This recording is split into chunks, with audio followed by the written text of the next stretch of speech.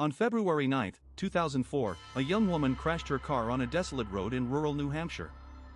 A school bus driver stopped and asked if she needed help. She said no. She said she had already called AAA. She had not. When police arrived 13 minutes later, the car was still there. The airbags had deployed. There was a strong smell of alcohol. There was a rag stuffed in the tailpipe. But Maura Murray was gone. And in over 22 years, no one has ever seen her again. This is one of the most analyzed, most debated, and most heartbreaking missing persons cases in American history. And today, we are going through every piece of it. Maura Murray was 21 years old. She was a nursing student at the University of Massachusetts Amherst. She was a runner, a serious one. She had been a standout on the track team at West Point before transferring to UMass. By all accounts, she was bright, athletic, and well-liked. But in the days before she vanished, things were clearly not right. On the night of February 5, 4 days before the crash, Maura was working her shift at a campus security desk when she received a phone call. Her supervisor later said that after the call, Maura became visibly upset, almost catatonic. She had to be walked back to her dorm room. To this day, no one has publicly confirmed what that phone call was about. The next day, Saturday, February 7, Maura was involved in a single car accident. She was driving her father's new Toyota Corolla and crashed into a guardrail. The car sustained significant damage. No injuries. A police report was filed, and her father, Fred Murray, came to Amherst the next day to deal with the car and have dinner with Maura. He later said she seemed fine, maybe a little stressed, but nothing alarming. Then on Monday, February 9, Maura did a series of things that investigators have been picking apart ever since. She emailed her professors and her employer, telling them she would be away for a week due to a death in the family. There had been no death in the family. She searched MapQuest for directions to the Berkshires and to Burlington, Vermont. She packed her belongings, clothes, toiletries, her homework, her stuffed animal. She made a call to a condominium rental company in Bartlett, New Hampshire. She stopped at a liquor store and bought about $40 worth of alcohol, Bailey's, Kahlua, and a box of Franzia wine. And then she got in her black 1996 Saturn and started driving north. At approximately 7:27 p.m., a local resident named Faith Westman called 911 to report a car that had gone off the road at a sharp curve on Route 112 in Haverhill, New Hampshire.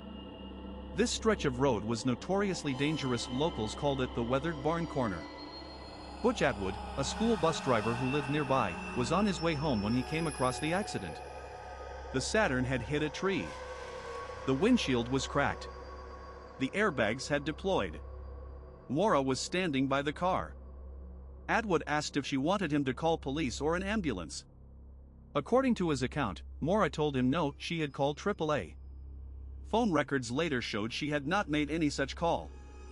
In fact, there was no cell service in that area at all. Atwood went home, which was only a few hundred yards away, and called 911 anyway. He then watched the accident scene from his bus while waiting for police. Haverhill police officer Cecil Smith arrived at approximately 7:46 p.m. 19 minutes after the initial 911 call. 13 minutes after Atwood's call. The car was locked. Maura was not there. Her personal belongings were still inside, her cell phone, her debit card, her homework. The alcohol had been packed into a box and was in the car. There was a strong smell of alcohol in the vehicle. A rag had been stuffed into the tailpipe, a widely known old trick that some people believed could prevent a car from stalling, though it does not actually work. A search dog was brought to the scene the next day. It tracked Maura's scent about 100 feet east of the crash site, into the middle of the road. And then the trail went cold. As if she had gotten into another vehicle. The initial investigation has been criticized heavily over the years.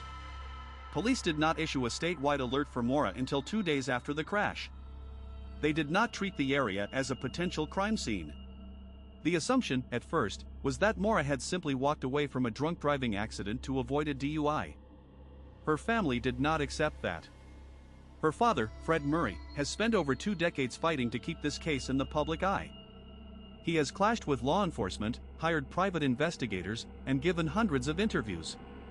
Maura's boyfriend at the time, Bill Roche, was at Fort Sill in Oklahoma on the night she disappeared. He called her repeatedly that evening. His alibi has been verified, though he later became a person of interest for other reasons. In subsequent years, Roche faced unrelated criminal charges involving other women. The last person confirmed to have seen Maura alive was Butch Atwood. He passed a polygraph test. He passed away in 2015 without ever changing his account. Before we get into the theories, and there are a lot of them, if this case is pulling you in the way it pulled me, subscribe to Cold Files. We cover one case every week, and I promise we go deeper than anyone else. Alright, let us talk about what might have happened to Maura Murray. The simplest explanation. Maura had been drinking. She was disoriented. She did not want to face police because she had already been in a car accident just 2 days prior. She may have been driving impaired, and she was probably terrified of the legal consequences. So she walked into the woods to hide. And she never came out. New Hampshire in February is brutally cold. Temperatures that night were in the low teens. If Maura wandered even a short distance into the forest, hypothermia could have set in within hours.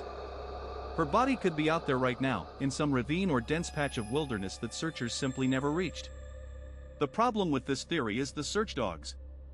The scent trail did not lead into the woods. It ended in the middle of the road. Multiple searches, including extensive ones in 2004 and cadaver dog searches in later years, turned up nothing.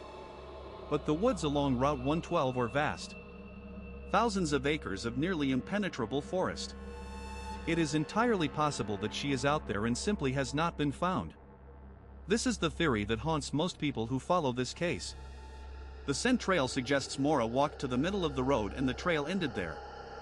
If she got into a vehicle, willingly or unwillingly, that changes everything. If she flagged someone down for a ride, she could have been trying to get away from the area before police arrived. Maybe she got a ride and started a new life. Maybe the person who picked her up was not who they seemed.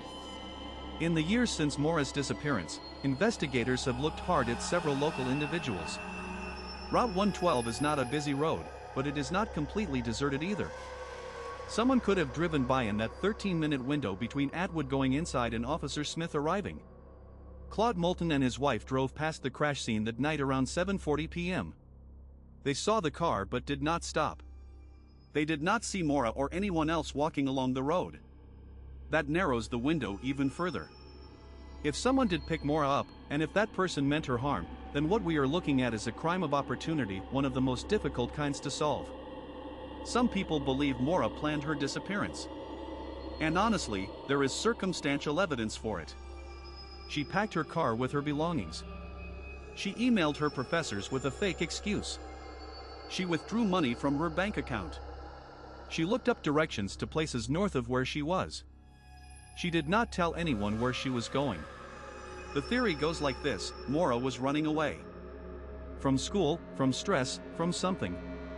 Maybe she planned to cross into Canada. The border was only a few hours away. Maybe she had help that nobody knows about. The biggest argument against this theory is that Maura has never been found. No credit card activity. No social media presence. No confirmed sightings in over 22 years. Disappearing completely in the modern world is extraordinarily difficult. Not impossible, but difficult. Her family does not believe she ran away. Her father has said repeatedly that Maura would not have abandoned her family voluntarily. Over the years, several names have circulated in connection with this case. I want to be careful here because no one has been charged, and accusations can ruin lives. What I can say is this. In 2016, a New Hampshire man was convicted of kidnapping a woman in the same general area where Maura disappeared. That case raised questions about whether there was a predator operating along these rural routes during that time period. In 2019 and 2020, New Hampshire authorities conducted new searches in the area, including excavation at a specific property. They did not find Maura, but they stated the case was still actively being investigated as a criminal matter. Her father, Fred, has publicly stated that he believes his daughter was the victim of foul play. He believes she was taken by someone, and he believes law enforcement knows more than they have released publicly. The New Hampshire Attorney General's office has classified certain elements of this case as part of an ongoing criminal investigation. That is a significant designation. It means they are not treating this as a simple missing persons case. One lesser-known theory involves the possibility that Maura was not alone on the road that night.